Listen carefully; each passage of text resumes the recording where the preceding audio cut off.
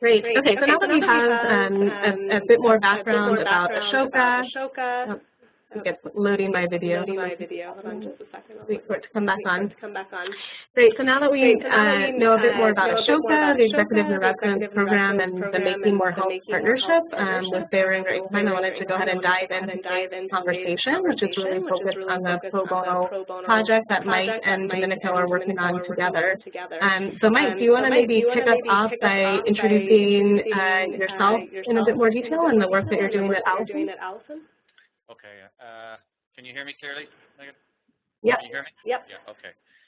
So, Mike Turek, CEO and founder of Allison. So, what is Allison? We started in 2007, and essentially we just saw the potential of providing learning online for free. Basically, we looked at the economics of the web, and it was apparent to me back then that if you could change things in terms of the economics, that you could profitably put a page of e-learning on the web for free, and that was an interesting social impact, obviously, if you could do that. So that's what been our challenge. We put 6 courses online in 2007, and now we're at 500 courses worldwide. We have about 2 million learners and about 300,000 graduates. So we're always interested in, so we're making good progress in this. We are a leader in the field. I think we're breaking down a lot of barriers. We're giving access to a lot of people who are marginalized in particular. So we have a huge platform now of over 2 million people that we can provide learning to. So we're always looking for interesting universal subjects to spread around the world. And when we were introduced to this program and to Boehringer Ingelheim, the opportunity in the health literacy field presented itself. And essentially, yeah, so that's basically Allison itself. How the Allison works is that we put the content up, we surround it with advertising, and we sell premium services around that. But there is obviously a very big social part of the program. And so how we define that is basically anything that needs to have on Allison is free to a learner. Anything is nice to have, you pay. And the nice thing about the advertising model is that when somebody picks on an ad in California, they pay for the access for somebody from Egypt or South Africa because of the difference in the maturity of the advertising markets. So that's what we're doing. We're driving free education supported by advertising worldwide, and it's an increasingly sophisticated business driven by a lot of analytics. We're a small enough company. We're 25 people here in Galway in the west of Ireland. But it's a bright crew. Nearly everyone here has a master's degree or a PhD. But around the world, just about 5% of our learners have degrees. So that's who the people that we're focusing on. So that's just a bit about Allison. So maybe Domenico will take the floor. And I'm Domenico Guayana. I'm Italian. I'm a pharmacist. So it's very, very hard to hear you. Okay. I told you I'm a pharmacist. I have a degree in chemistry and pharmaceutical technology. And as you told before, I've been working as brand manager in Boehringer Ingelheim since 2010. Boehringer Ingelheim is a research-driven group of companies that researching, developing, manufacturing, and promoting pharmaceutical to improve health and quality of life. And BI business comprises both human, pharmaceutical, and animal health. And after the MBA, I joined GNDP, and that is executive in residence. So I'm here with Mike in this new project.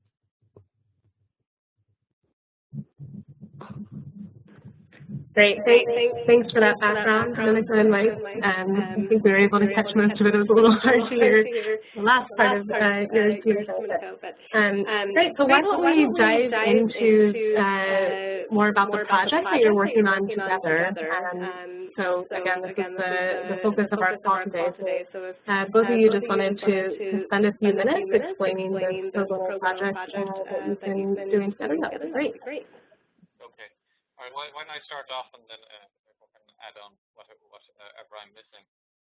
So it's quite a simple project. There is, if you look on the web, can you hear me? Sorry, Mike. As close as you can get to the mic, I think the clearer it is. Okay, can you hear me better now? Yeah, much better, thanks. Okay. So it's a fairly simple idea. If you go on the web, it's very hard to find courses which are certifiable that teach you about the main diseases worldwide. And certainly, indeed, even if you find them, it's very hard to find them in multiple different languages. And the organizations globally that have responsibility for spreading awareness about health, like in this way, are organizations like the World Health Organization, and that are very bureaucratic and just take ages to do anything, and certainly don't take up with any sort of speed the opportunity that's there in terms of new technologies and new ways of doing things. So essentially, when this opportunity came about, we looked at a big opportunity that was there to put together information on the top 30 diseases worldwide, to put it on our platform so that it could be marketed to 2 million people worldwide, but also that we have a very interesting platform capability in that all of the courses can be changed into any language that you want once that you know how to, you're conversant in whatever language it is. So the idea was that we would put up for the first 6 months, we would aim at putting up 6 to 10 of the diseases with great courses around them, and that's starting with diabetes and then doing COPD, and then create a mechanism whereby we would get the English language version endorsed by at least one international organization, and that would be reputable worldwide. And then we would open that course up for translation by people who would have some medical background worldwide. Now, it is impossible to get courses endorsed in every country because that just would take too long, and I don't think any organization worldwide has the patience and resources required to do that. But the idea is to get every course endorsed to a certain level, and then allow people from Croatia to China to Tanzania to go on and change it into their own local languages.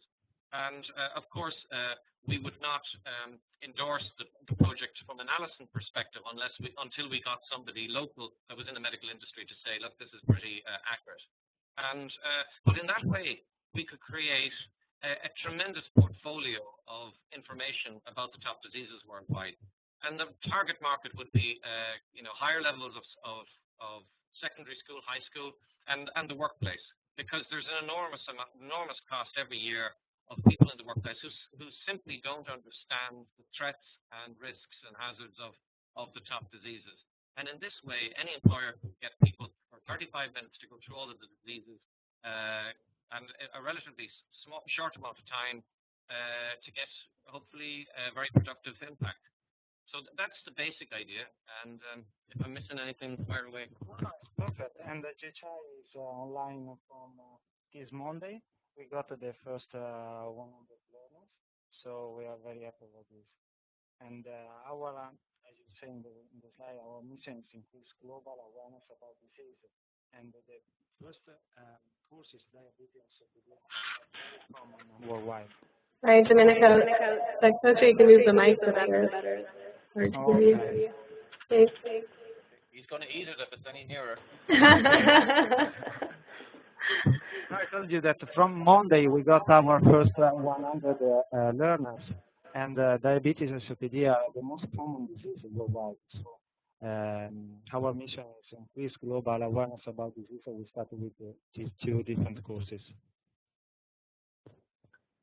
Great. And Domenico, could you maybe explain a bit more about your role in this project and how your background as brand manager of diabetes at Behringer has helped this project be successful? Yeah, I'm a brand manager of diabetes. I'm working in a marketing department, but here in Addison, I'm a sort of project leader of this project. I'm working on GHI with all Allison members, some of them, in order to develop this project. So I'm working on the material, the design of the page and the courses, and now we're starting our communication campaign. So I'm working also of our marketing activities.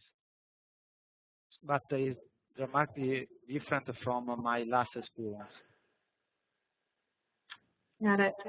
Great. And since we're, this week is really about kind of celebrating these pro bono experiences and highlighting what we can learn about these collaborations, I have a few questions for both of you. So I'll kick things off, and then if any of our attendees have questions, feel free to post them in the Q&A section or just let us know, and we'd love to ask your questions as well. So first, I just wanted to ask both of you, what has surprised each of you about this experience of working together doing this pro bono project?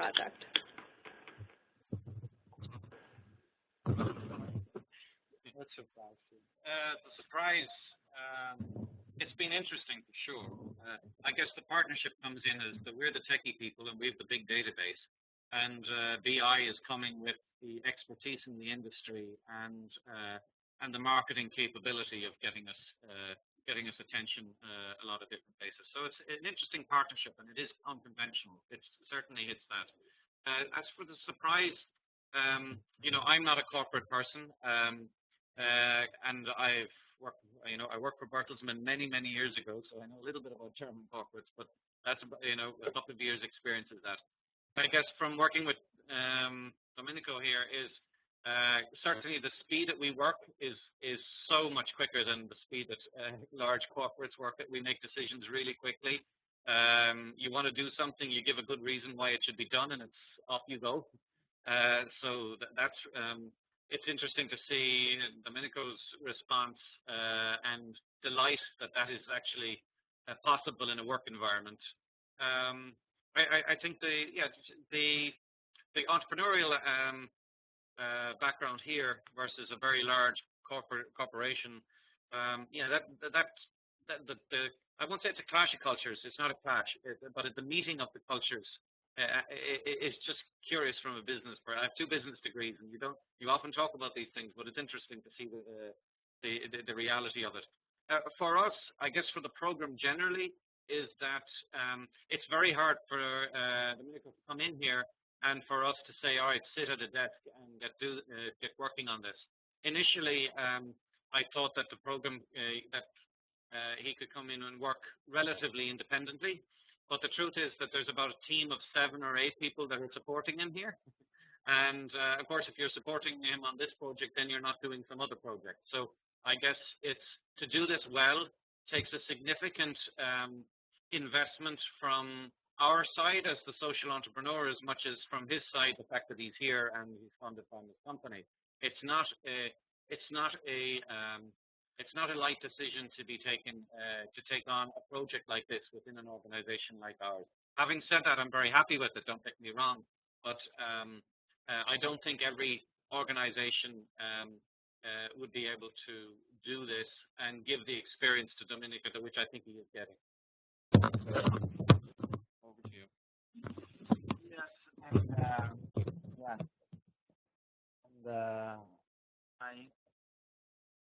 I was not surprised, but I couldn't imagine that a small company like Allison, I will find some people with a strong background and expertise, and I was surprised also of their high and global reputation. Mike maybe can say it, but in the last few weeks, in the last few months, Allison won some global prize for their successful social business. So I found a very an amazing company, also small.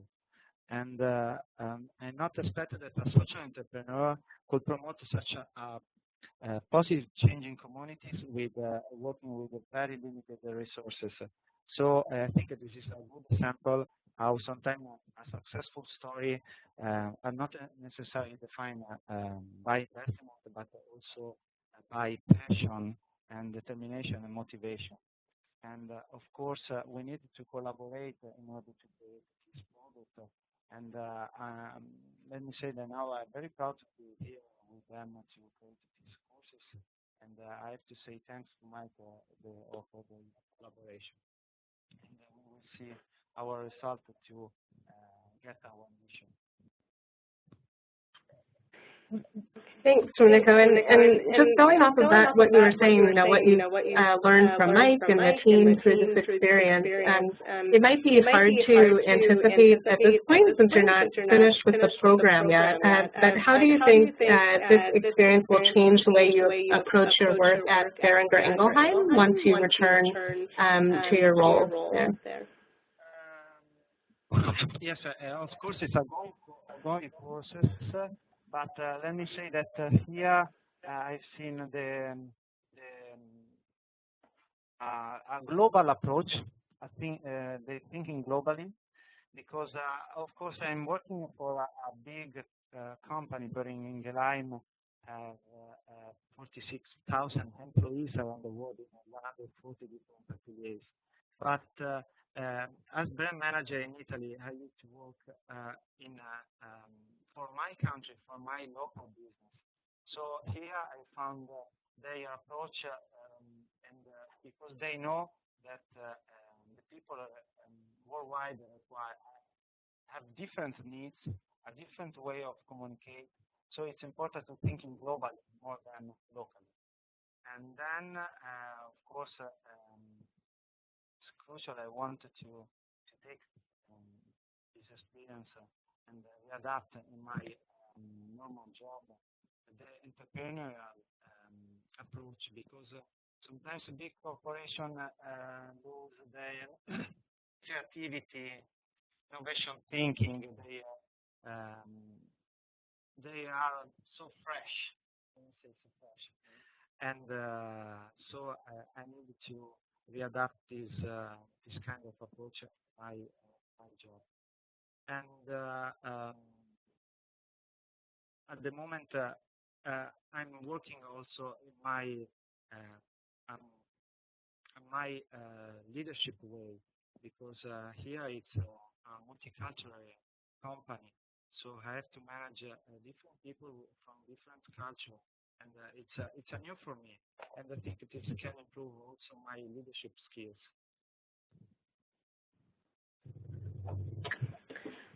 Okay, thanks. Yeah, I think I know a term we hear a lot from the folks at Boehringer Ingelheim is learning agility, and it seems like you've really honed in on that skill, working with Allison and being able to work with all kinds of different people. We do have a question from one of the attendees, and this is from Debbie, who's the new U.S. project lead for Making More Health, and she said, I see lots of opportunities for this website within the U.S. for special populations. For example, the Chinese Community Health Plan, which I guess has 14,000 members in San Francisco. So her question is, could this website be used for patients? I think, well, I'll let Domenico answer in general. Yeah, of course, because we try to deliver a course for not for only for the patients, because in the courses you can find a lot of information, general information about disease, but a lot of section about prevention, know the risk factor, and how living with disease. So the patient can use it. Of course, all the information in these courses coming from the most important, the most up-to-date release of the global organization. So we think that also the patient can use it. It's a different target from the Allison user, but we wanted to involve that. And let me say that a patient organization would collaborate with us in order to redefine some information in these courses, in order to deliver this information to their patients. We are here in order to create this course with them. If I can just add to that, I think we're producing a really, really cool resource here. We will do the top 30 diseases worldwide. We'll be able to change these courses into nearly any language worldwide once we have an expert in those languages. And for instance, just you talk about the Chinese community in San Francisco. there is, with very, very little investment, we can change all of these courses into Chinese. So, you know, we have the images don't change. It's just really the language. And you think of all around the world, there's the best of the resources are in English, and they're even poor in English. So we could really awaken health awareness through this project. This could be an amazing project. So I guess my biggest concern here is this has gone well. We're 4 months into Dominica's time here with us. I don't want to see this end. I want to do the full project. So how do we do that? Because I think it would be an outstanding example of exactly what you guys are trying to prove and what you're working on worldwide. And it's not a lot of money to do this and to continue it. And there's obviously, you know, in terms of our investment, we'd be committed to doing what we can on our side.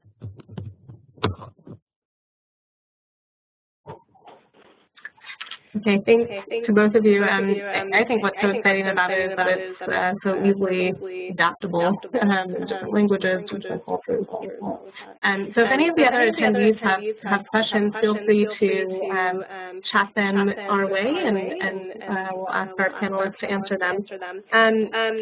While we're waiting to see if there are other questions, Mike, I wanted to ask you, from your perspective as the social entrepreneur, why or how has this experience maybe changed your perspective on pro bono partnerships, and how does it help you achieve the social impact that you're hoping to achieve in the world? Okay, well, I think what excites me about this one is the potential of scale.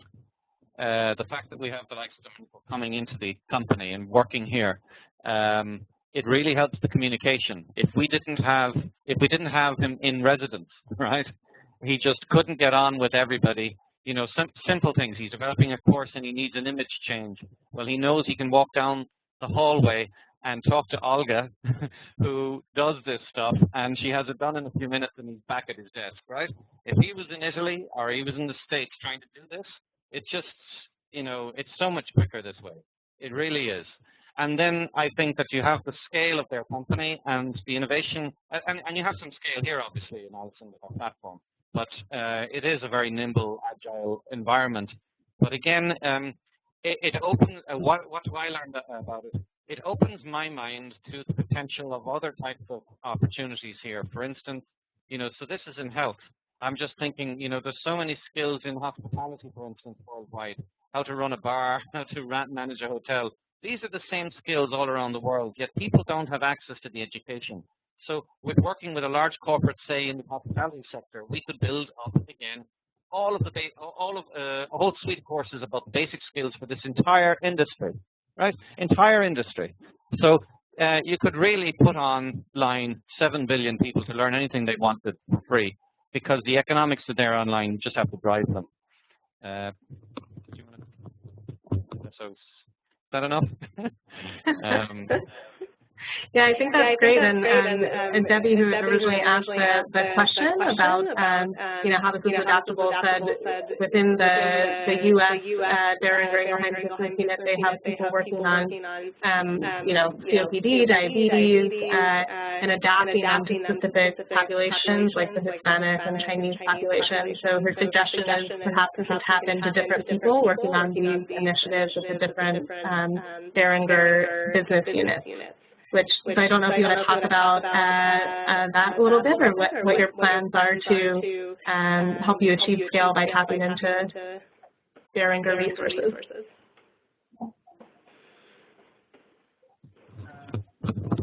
Let me say that we have a lot of people that are working every day to fight this disease, both diabetes and COPD.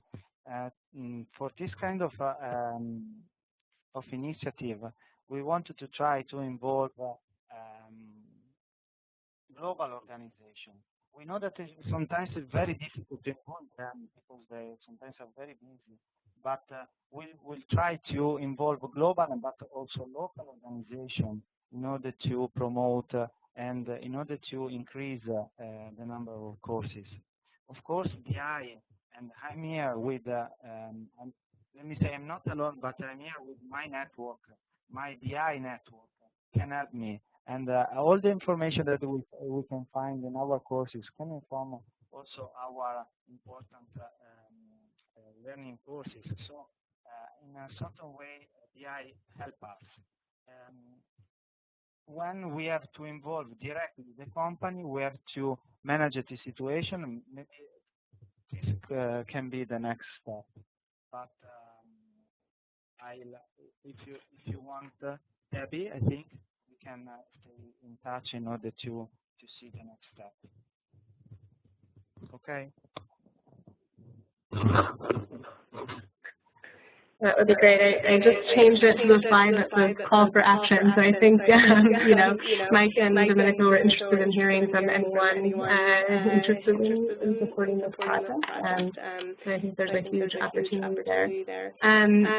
Let's see. So maybe I think we've kind of talked about this a little bit, but just asking the question more directly. A lot of people talk about shared value these days, and I'd love to hear from both of you kind of what the benefits of this project, how this project benefits both Berenger and Allison, and is an example of a shared value concept that's talked about a lot.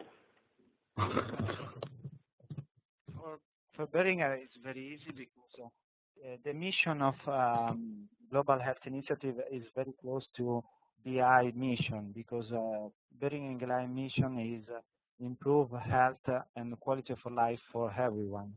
So we working on this also with our project that you showed before, making more health. So it was very easy to understand this is a good opportunity. And of course, it's a project that can consolidate our global reputation. Every year, BI, but also BI employees are involved in thousands of different activities worldwide. So if you can see our social responsibility report, you can see a lot of projects every year. And of course, we want to increase the awareness about the disease. It's in our mission. Outside the social impact, let me say that also important for us better understand a new way of communication, because in our market we use to communicate face-to-face, and so digital communication is new for us, and Alison is a leader in this field, so I think that I can learn a lot about this experience and wanted to readapt some information in my personal communication plan in Italy. And further benefit for my company is that I'm here, not in Milan, but I'm here and I can improve also my skills and my leadership skills.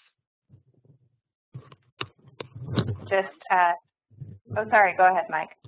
Okay. So the quality of the coffee in our office has improved enormously since the Italian division arrived. I don't know why the Italians think they're good at coffee, but anyway. The benefits for Alison, I guess, well, this is an interesting, we've always had a category of health literacy, and it's been popular. There's hundreds of thousands of people studying on it, but the credibility that's given to this project because of the inclusion of both Ashoka, the Make More Health program, and Beringer's involvement is very, very helpful. It's a nice brand association.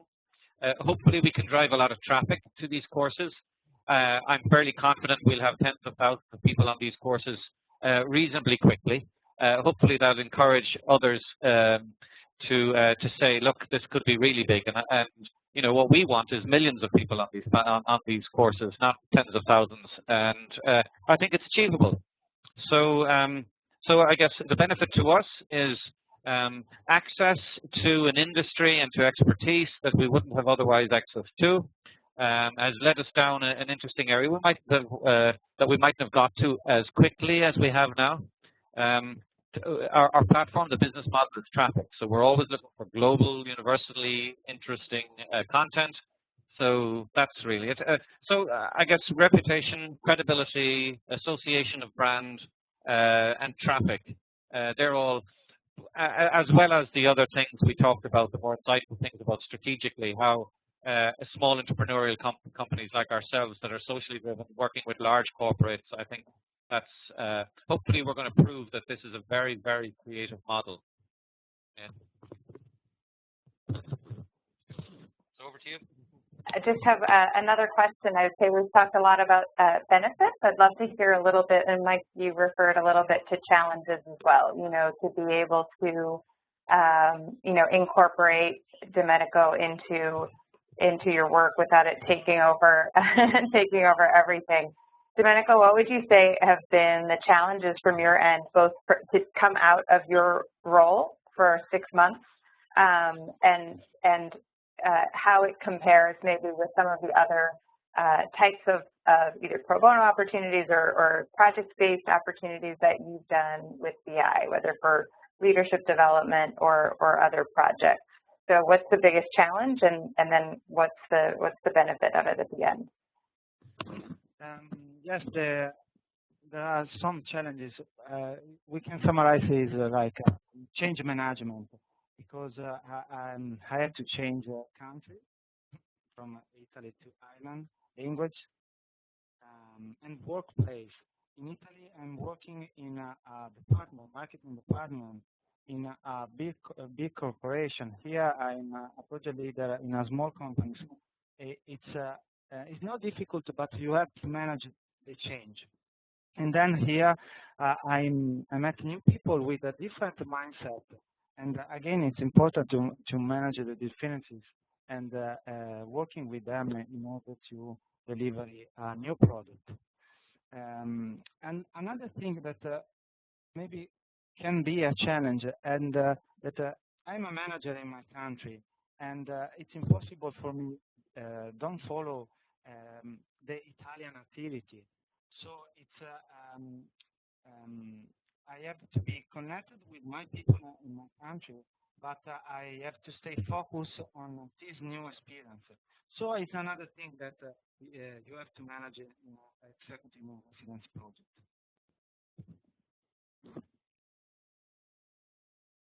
This experience, and you've talked a little bit about, you know, virtual, but if you've had other volunteers on site with you, how has this, if at all, how has this differed from other pro bono engagements, other volunteers that have come and worked with Allison?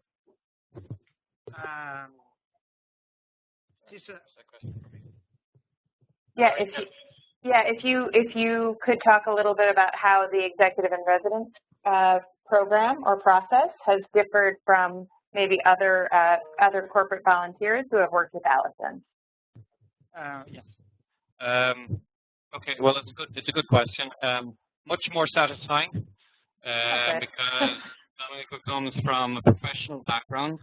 I think this is not to disparage other Ashoka Fellows, please, by what I'm saying, but we're a very business-orientated social enterprise, in the sense that it's a technical business.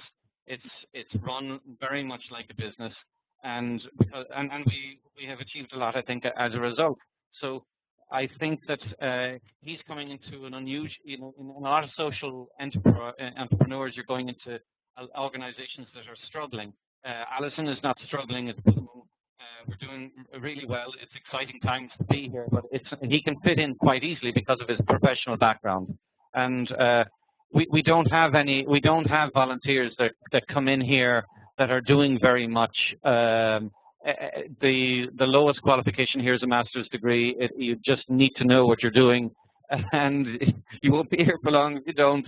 But it's so I'm involved in other organizations which can deal with volunteers that are just willing to lend a hand.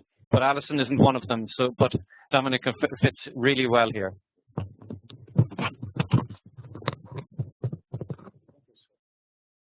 He owes me a pint now after saying that.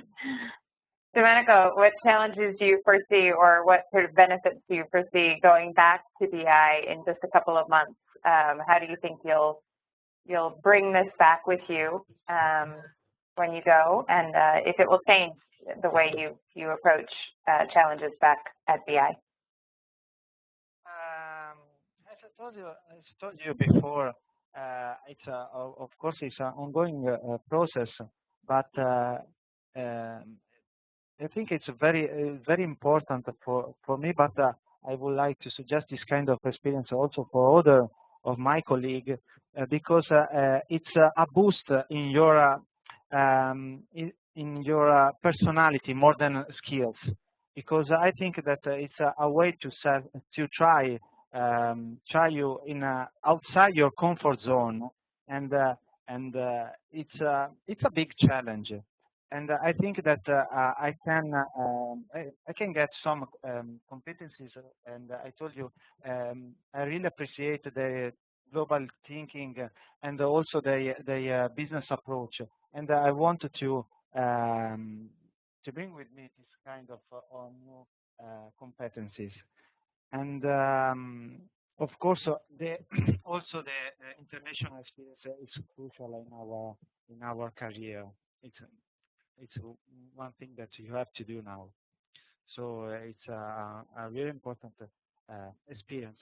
And let me say that also from now I'm very proud about making more health activity, making more health project, because I think that our company create in partnership with a well-known and important organization like Ashoka is a very fantastic project, because it's more than help social entrepreneur. It's working with them because we recognize that they are in social area, they can promote health, they can increase the health situation. So it's a fantastic experience for my company, but now also for me.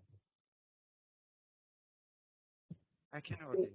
Have you incorporated how you are planning to evaluate the success of the project, both in the short term and in the longer term?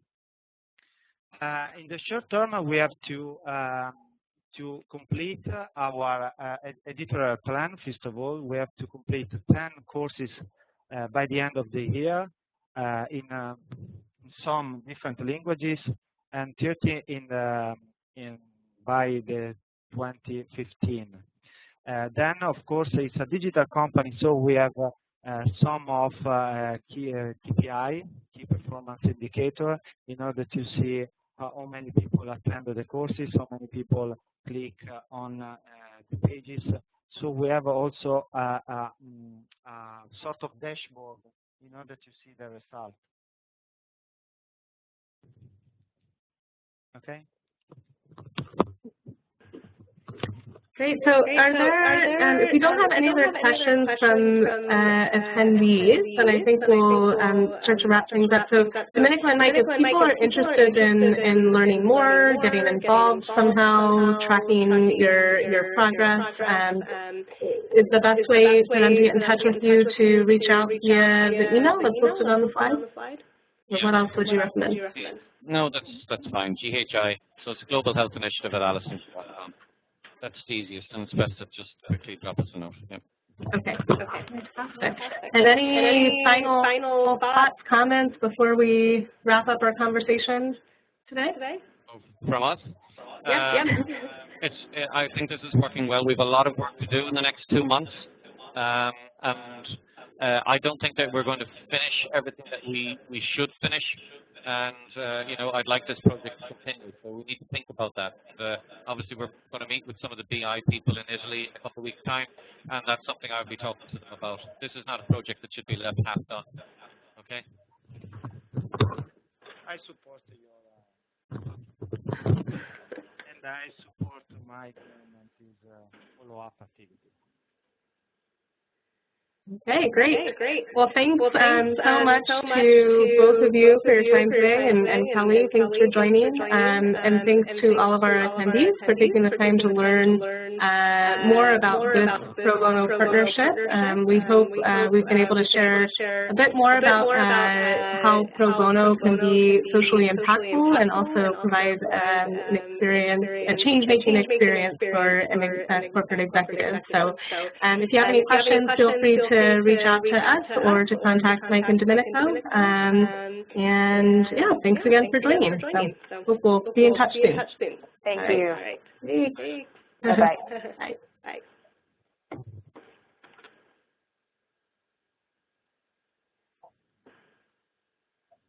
The leader has disconnected. The conference